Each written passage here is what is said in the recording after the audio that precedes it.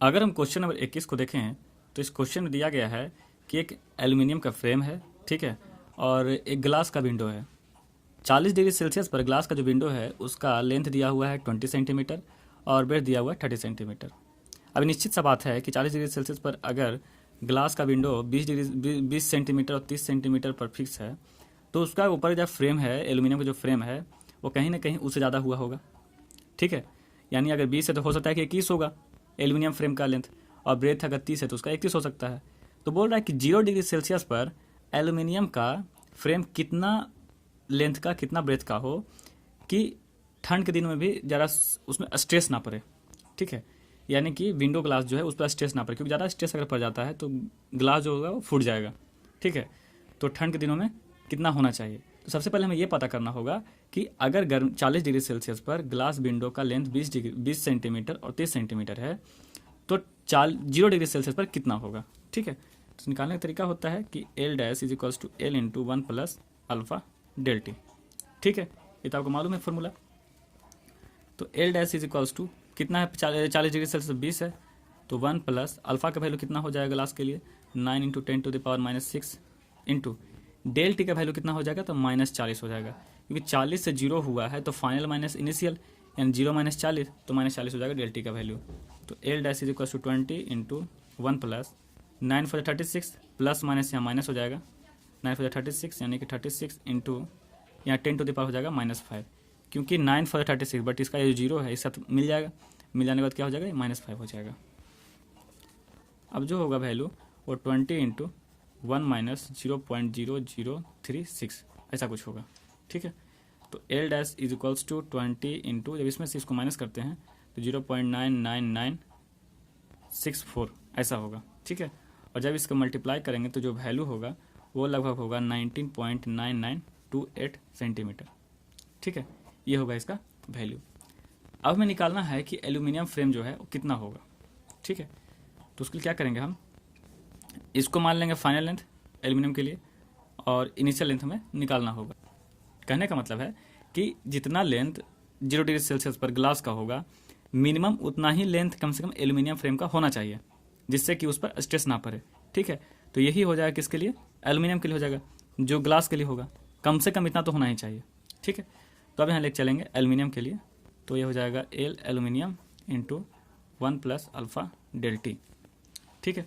तो L dash aluminium की जगह पर हो जाएगा जो वैल्यू आया 19.9928 इज इक्वल्स टू, ये हमें निकालना है, और यहाँ हो जाएगा 1 प्लस अल्फा का वैल्यू हो जाएगा 24 इंटू 10⁻⁻6 और डेल टी का वैल्यू हो जाएगा -40।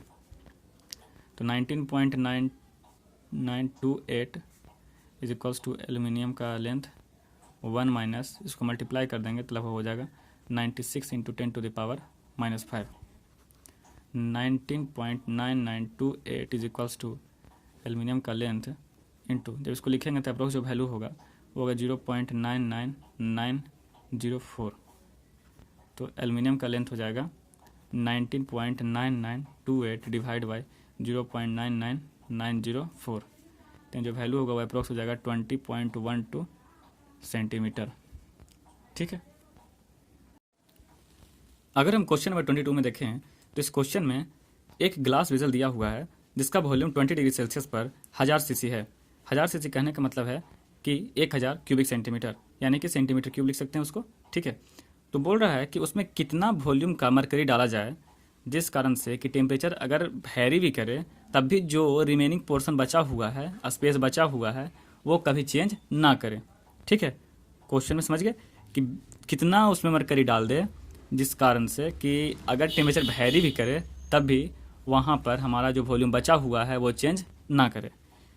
इस क्वेश्चन से ये पता चलता है कि जो शुरुआत में बचा हुआ वॉल्यूम होगा, ठीक है, वो लास्ट में फाइनल जो वॉल्यूम होगा उसके जो डिफरेंस होंगे वो दोनों क्या होंगे, बराबर होंगे, यानी कांस्टेंट लिख सकते हैं इसको, ठीक है। तो क्वेश्चन से हमें सिर्फ ये पता चल रहा है कि इतना ये लॉजिक है, ठीक है।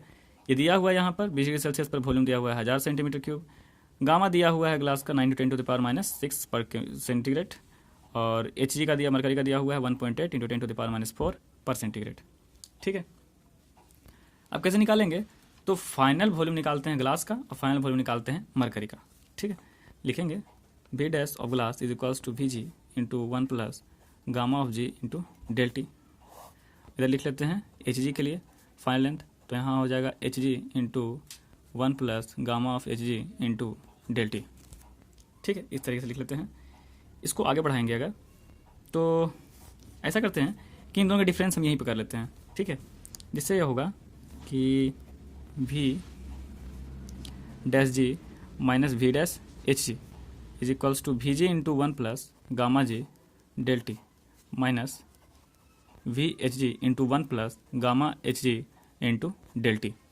ठीक है, अब सबको तोड़ लेते हैं, तो यहाँ पर हो जाएगा V dash G minus V dash H G is equals to V G minus V H G, इसको अलग अलग कर लेंगे तो ऐसा हो जाएगा माइनस नहीं प्लस डेल टी कर लेते हैं, तो इंटू में बचेगा यहाँ पर we G gamma G minus V H जी, ये हो जाएगा गामा एच जी।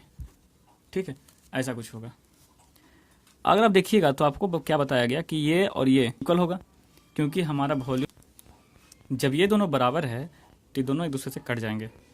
ठीक है, तो इधर क्या बचेगा 0, इधर होगा del T into V G और gamma G minus V H G into gamma H G.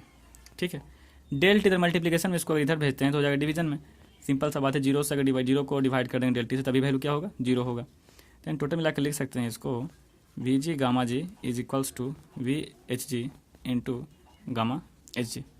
ठीक है, हमें निकालना क्या है, वॉल्यूम ऑफ मरकरी निकालना है। तो volume of mercury is equals to volume of glass into gamma of glass divide by gamma of H G. ठीक है, यहाँ वैल्यू पुट करते हैं। इसका दिया हुआ था 1000, इसका वैल्यू है 9 into 10 to the power minus 6 और इसका value 1.8 into 10 to the power minus 4। 18/90 होता है, यानी कि 5 हो जाएगा। इससे इसे काटेंगे तो -2 टाइम्स होगा। टोटल वैल्यू देखा जाए तो 85 वैल्यू होगा। ये होगा हमारा आंसर। ठीक है।